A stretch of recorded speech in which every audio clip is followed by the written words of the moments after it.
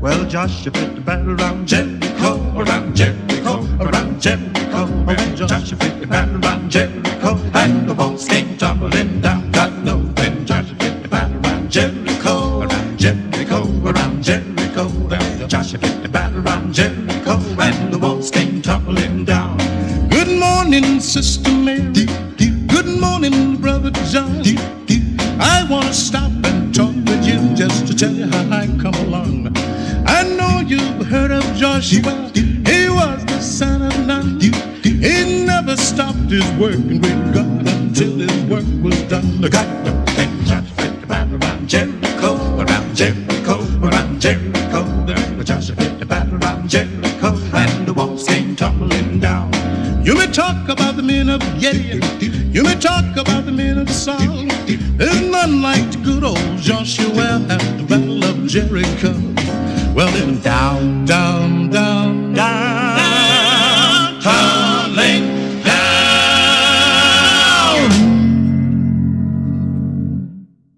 The book of Joshua. Let's back up and remember the story so far. So God chose Abraham, and then his family became the people of Israel, who are then enslaved down in Egypt. And so through Moses, God rescued Israel out of Egypt. He made a covenant with them at Mount Sinai, and he brought them through the wilderness. So Israel then camped outside the promised land, and Moses called them to obey God's commands so that they could show all the other nations what God is like. The book of Joshua picks up right after Moses has died, and Israel's ready to enter the land. So the story of Joshua is designed with four main movements. Joshua first leads Israel into the promised land, and then once they're there, they meet all this hostility from the Canaanites, and so they engage them in battle. Then after their victories, Joshua divides up the promised land as the inheritance for the 12 tribes, and then the book concludes with these final speeches that Joshua gives to the people. So let's dive in and we'll see how all of it flows together. The first section begins with Moses' death, and Joshua is appointed as Israel's new leader. And the author intentionally presents Joshua as a new Moses. So like Moses, Joshua calls the people to obey the Torah, which means the covenant commands that they were given at Mount Sinai. And then Joshua sends spies into the land, just as Moses did back in Numbers chapters 13 and 14, except it goes way better this time. In fact, even some Canaanites turn and follow the God of Israel. Joshua then leads all Israel across the Jordan River and into the land. Just like the sea parted for Moses in the Exodus, so here the river Jordan parts and the priests carry the Ark of the Covenant across, leading all Israel with them. Now, in chapter 5, the story transitions. So the people look back to their roots as God's covenant people, and so the new generation is circumcised and they celebrate their first Passover in the land. But then they turn and prepare to go forward. And Joshua has this crazy encounter with a mysterious warrior, who, it turns out, is the angelic commander of God's army. And Joshua asks, "Are you for us or are you for our enemies?" And the warrior responds, "Neither," which shows that the real question here is whether Joshua is on God's side. It makes clear that this whole story is not about Israel versus the Canaanites. Rather, this is God's battle, and Israel is going to play the role of spectators or sometimes supporters in God's plan. As someone once said, we live in interesting times. We are coming out of one difficult period, and it looks like we may be going into another one. But nonetheless, we stand, in a sense, as Joshua and the people of Israel stood, on the threshold of something new as they had to deal with the memories of what was past. And we want to look at two things for a few minutes here. One is understanding the differences, the dangers and opportunities of being in stable conditions and being in unstable conditions. And neither one of them is necessarily bad. There are lots of times in Scripture, those of you who did the Mission Possible game, you may have thought of many times in Scripture where people were living in instability, but nonetheless God richly blessed. And sometimes we can be in stable conditions and not doing so well. You know, you lose your vision and all the rest of it. So it's not a case of stable is good, unstable is bad, or stable is bad, instability is good. Just get those categories out of our mind. The thing is to understand the condition we're in and what needs to happen in that condition. Daniel read that paragraph at the beginning of the booklet last night of Pastor Luke, and since he's such a wonderful guy, I thought I would mention it again. We've seen stuff kicked up during COVID that shows us just how much we and others need Jesus. How do we get from where we are to where we're supposed to be, to the fullness where nothing is needed and nothing is left out? So let's see what this journey to the land of beginning again has to teach us about this condition. Joshua lived in Egypt, likely his entire life. He experienced cruel oppression as his people were enslaved. He probably wasn't even born when Moses made his attempt to be the deliverer, only to end up in exile.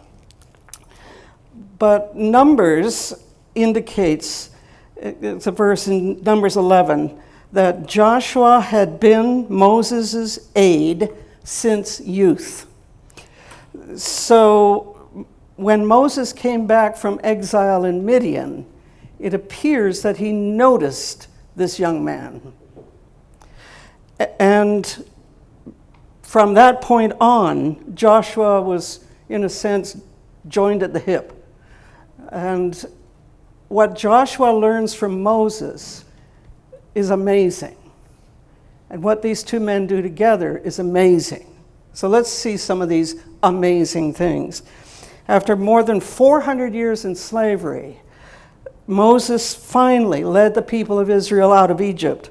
And it's reasonable to expect that Joshua assisted Moses when they set up camp at Mount Sinai some 3 months later. Because of the people's complaining and the rebellion against God along the way, I suspect that some of the shine of leadership had worn off in Joshua's experience. But then he climbed up that mountain with Moses, and he stood in the presence of God. He stood by as God gave Moses the laws for the health of the nation and plans for the tabernacle. Could it get any better than that? But especially as they took the elders up the mountain and they ate and they drank in the presence of God. But Joshua, maybe with the shine had worn off, but here they are up the mountain, and they brought the 70 elders from the camp up the mountain, and under their feet there was something like a pavement of sapphire stone, the text says, like the very heaven for clearness. They beheld God, and they ate and they drank. And after they delivered the elders to the base of the mountain, Moses and Joshua went back up the mountain. I expect Joshua was fairly floating as they made their way back up the mountain, and they disappeared for 40 days and 40 nights. Now, coming back down the mountain after that time, Joshua was immediately on guard. He thought he'd heard fighting, but Moses knew what it was. And even though Joshua was ready to do battle, he'd had that successful experience early in his leadership with Moses, when Moses gave him the opportunity to do battle against the Amalekites. But what is this that's going on? The Israelites were committing obscenities around a golden calf. And probably shocking Joshua, Moses took the tablets of stone written with the finger of God and smashed them.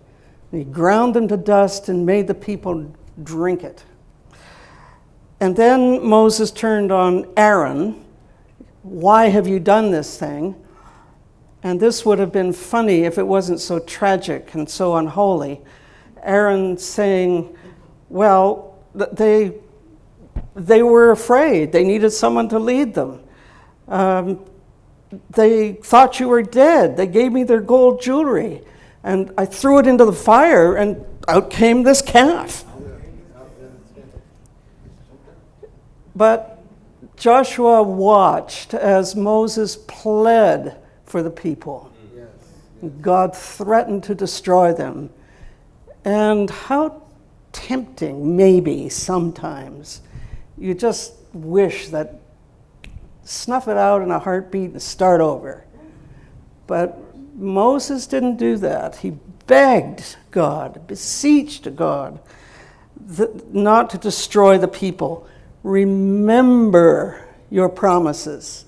Remember your promises. Don't let Egypt win. And the Lord did listen, and the Lord relented. But of course, there would be retribution. God sent a plague, and because they had made this calf. They stayed at Sinai for about a year, most certainly learning the laws and the statutes that Moses had received from God. And they would, of course, have to build the tabernacle from the plans that God gave Moses on the mountain. Finally, they leave Sinai at the next camp, again with the complaints already. Food was better in Egypt. If only we had meat to eat. Why did we ever leave Egypt? And we've been there, haven't we? You can imagine that for Joshua, it would be tempting to just simply walk away and forget this motley crew. But I expect that something in Moses' vision for the people held him. Something in his own obvious commitment to the God of his ancestors held him. But now God was very angry, and so was Moses. And you'd think the people would learn that it wasn't a good idea to make either God or Moses angry. You want meat, said Moses? I'll give you meat. God will give you meat. Dedicate yourselves today. Tomorrow you will have meat. It will run out of your nostrils. You will have so much meat. It took 2 days to gather the quails that blew in on the wind of God from the sea. But while the meat was still in their teeth,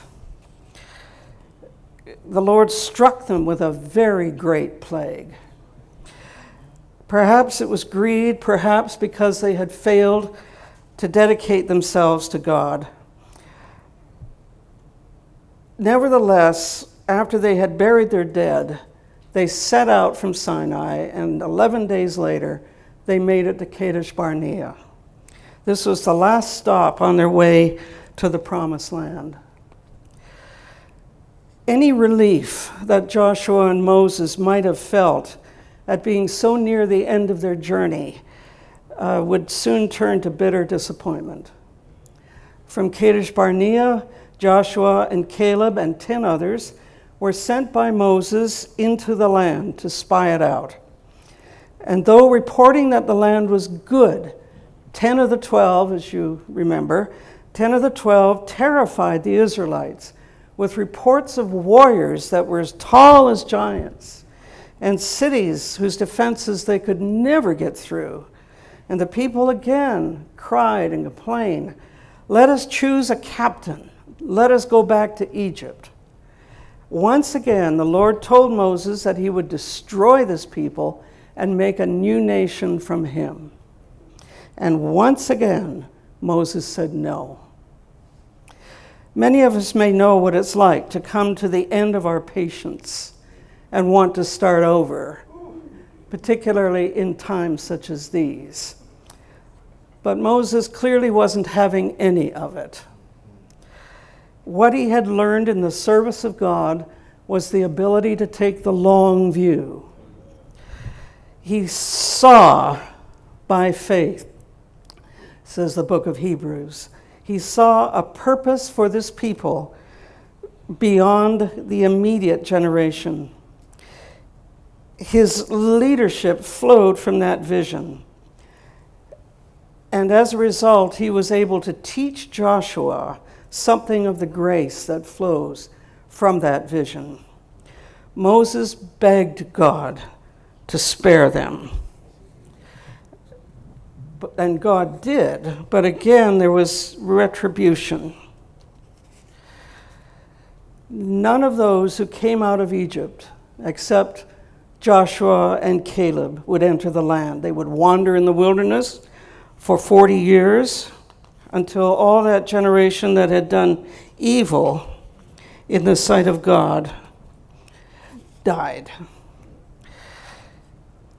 But what could have seemed the unkindest cut of all was that Moses and Joshua would have to wander with this people for 4 more decades, 40 more years,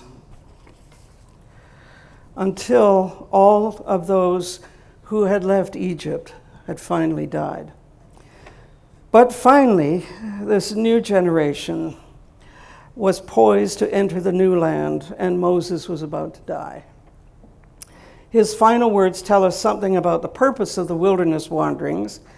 He said, "Remember the long way that the Lord your God has led you these 40 years, in order to humble you, testing you to know what was in your heart, whether or not you would keep his commandments.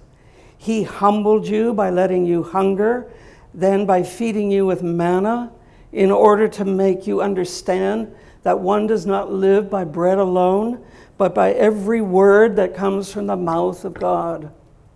The clothes on your back did not wear out.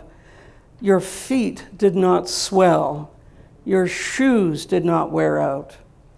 And then concluding with these words, "Choose life, so that you and your descendants may live loving the Lord your God and obeying him and holding fast to him." Then in the sight of all Israel, Moses said to Joshua, "Be strong and bold, for you are the one who will go with this people into the land.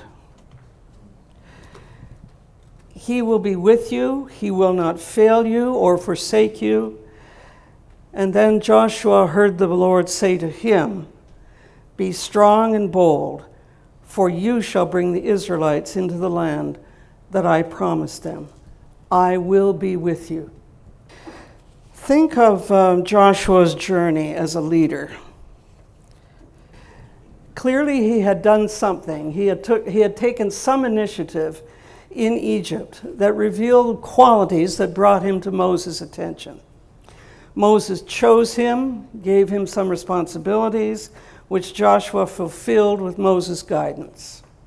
Undoubtedly they talked, and undoubtedly Joshua asked questions, as every good mentee should. He watched, and he learned, and he remembered. The text says that Joshua would linger in the tabernacle in the presence of God long after Moses had left it. That he is here at the end of the wandering and at the beginning of something new is evidence of his belief that God would fulfill his promises. He had grown in confidence, and now it appears that he had won the confidence of this new generation. At long last, the new generation faced this massively flooded Jordan.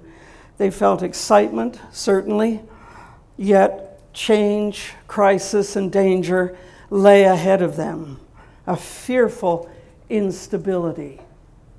And they would have to face it without Moses. And any of us who've had someone important in our lives, such as Joshua has had, when we lose that someone, it's a decision. It creates a decision that we have to make, and steps that we have to take. Are we going to continue, even though this person that I have been depending on, leaning on, learning from for decades has now gone, irretrievably gone?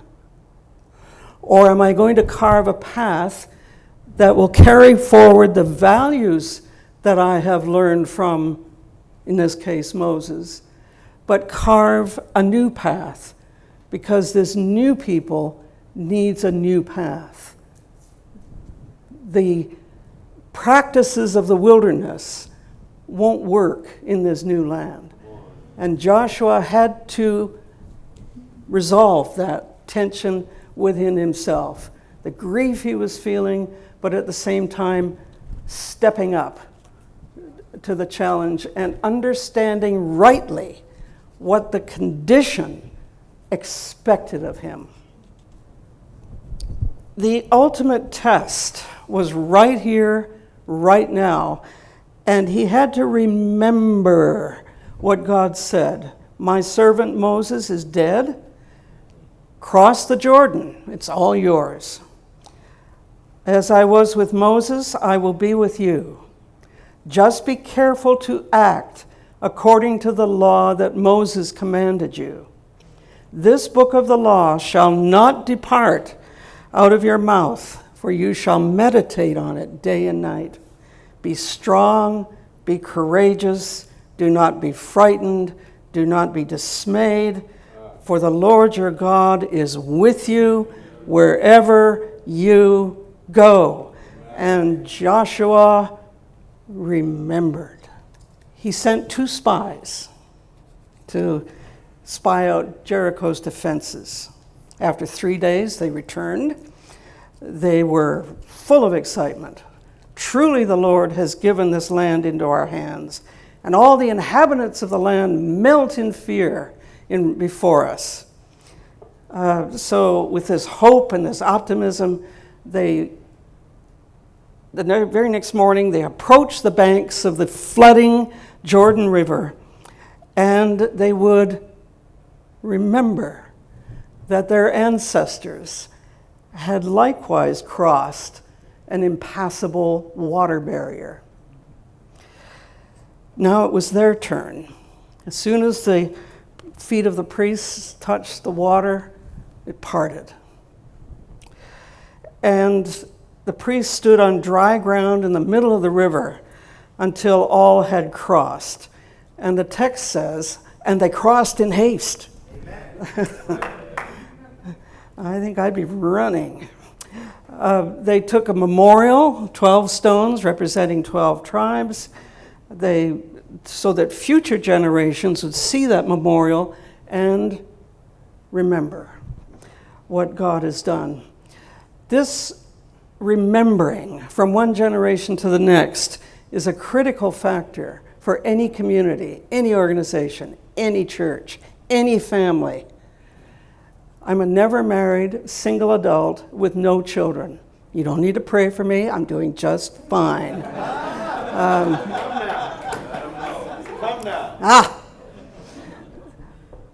But I do not naturally have children in my life, my own, obviously. So I have to borrow a few here and there. So throughout the 60 some odd years of my adult life, having to live deliberately, reaching back to the next generation and doing whatever I can do to kind of help along the way. But the interesting thing is I learned probably as much, if not more, from that generation that I take by the hand and we kind of walk together into whatever this future is. Children are amazing. Whatever generation comes after you, just look back with amazement at the gifts that God has given to the future. And so, even as someone who does not have children, it's been a lifelong discipline, and it is a discipline, especially with some children. But anyway, it's a discipline to invest whatever it is that God puts on your heart in that next generation. So this remembering, if the commitment to pass the faith to the next generation fails, if the remembering fails, a people will fall.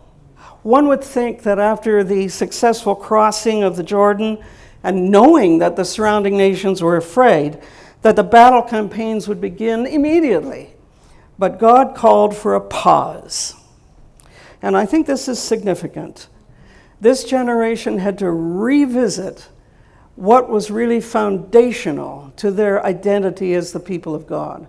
And in this passage, there are two things. Circumcision, which was the sign of the covenant made with Abraham, that this people would forever be his people, and Passover, that Moses instituted shortly after they left Egypt. They had to stop and celebrate and remember these foundational pieces in their existence. As they celebrated God's mercy to their forefathers and his continuing faithfulness to them, the manna stopped. Their food dried up. No more water from stones. Their shoes began to wear out. Their clothes began to wear out. They had to start a process of nation building. They had to learn how to care for each other socially as a society. They had to invent economic systems that would help them get ahead as a nation. All these things. During this pause, it was the signal that the new is beginning, and now you're going to have to make a life together and do it well. But everything you need to make that life has been given you. Moses gave you the laws. I mean, there are passages, chapters, books full of these laws in the Old Testament. They had the laws. They had the promises of God. They had their memories of God's faithfulness.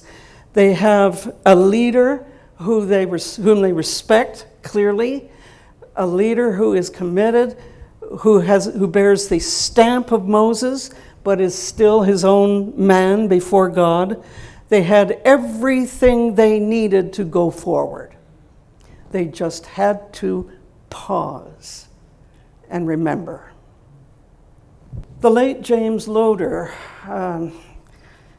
once spoke of transition and the growth of human beings. James Loder, he said, it's not the stable place in development where growth occurs. And where the Spirit of God is most evident. Loder said it's in those times of transition, in between one way of being on the way to another, where the Spirit of God seems to be most at work, preparing, reminding, cajoling, disciplining, whatever. It's in those times of transition. And stable places are important. I think of stable places as those times when you consolidate, you stabilize, you secure the growth that has been made to that point. You put down roots. But human beings and churches have to confront the reality that there will be times when some new thing is required, and we're at one of those times. It's a fundamental principle of development in human beings and organizations that growth occurs only with the push away from the stable places. Growth occurs only with the push or pull away from the stable places. Those of you that have children, grandchildren, you can think of all those transitions. The terrible twos, the amazing sixes. You bury them at 12, dig them up when they're 21. You can think of all those times where they're just pushing for that new thing to happen in their life and development. It's the same thing with organizations. Okay, one last image. Joshua is on a mountain, he's on a hill, and he's overlooking Jericho. And a warrior appears in front of him. Are you for us or for our adversaries? Neither, seriously. Neither, but as commander of the Lord's host I have now come. Joshua did exactly the right thing. He fell on his face to the earth and he worshiped. And he said to him, "What do you command your servant, my Lord?" The commander of the army of the Lord said to Joshua, "Remove the sandals from your feet, for the place where you stand is holy." And Joshua did so. This was a game changer. Joshua learns from this experience that God will fight for his purposes only. The people had to remember whose they were, and they had to remember that the commander of the Lord's army is on no one's side but God's. In our various efforts, in my various efforts, we make a mistake. I make a mistake if we try to persuade God to support our causes, even if we feel they are God's work. Okay? That's not easy to distinguish. And many of us have fallen and have had to get up again with red faces time after time, because that distinction just, we didn't want it to be clear. Let's be honest. So this quest of the disciple, our quest to seek God always and his mind. What are your purposes? And what do I need to do to fulfill your purposes? And however that is communicated, I have faith enough that God will find a way to communicate that. And if we do somehow fall, well, get up and go forward. Joshua had learned 3 key lessons in leadership to this point. The burdens of life and ministry leadership are not to be carried alone. The foundations of a people's action of leadership are worship, prayer, and service to follow God and depend on him utterly. And 3, God will not be conscripted to our causes, but he will conscript us to his. Someone once said, the church doesn't have a mission, the mission has a church. Amen. Joshua returned to camp. He gave his commanders and the people the strangest battle plans they had ever heard. March around an impregnable city and blow trumpets. Seriously? But the walls did fall, and they did take Jericho, and finally, after many battles, the people received their inheritances in the land, after which Joshua brought all the people together in one place at Shechem. And he said, I'm about to die. It's time for me to move on. It's time for you to move on. I am now old and well advanced in years. And like Moses, Joshua gave them some final parting words. He warned them to stay true to their God. Remember, he said, that not one thing has failed of all the good things that the Lord your God promised concerning you. And remember that disobedience and the worship of other gods will have severe consequences. Then he sent them away to their homes, their new homes, and at 110 years of age, he died. So now here we are.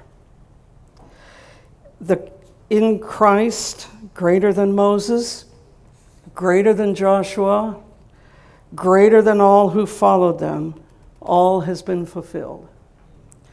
He is our land of promise.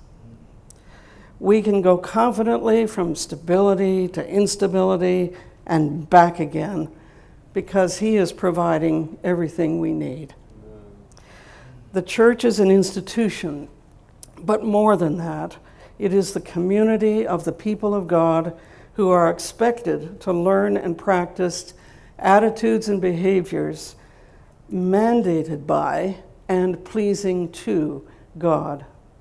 And since this learning will never be complete in this lifetime, the maturing of the character that God expects is, in fact, the journey of a lifetime. And in this effort, though, we who serve the people of God as leaders and fellow travelers, we can claim God's words to Joshua: be strong, be bold, God will not fail you or forsake you. Choose life. Love God, hold fast to Him. Meditate on the book day and night, and act according to what you read. Be courageous. Don't be afraid. The Lord is with you wherever you go.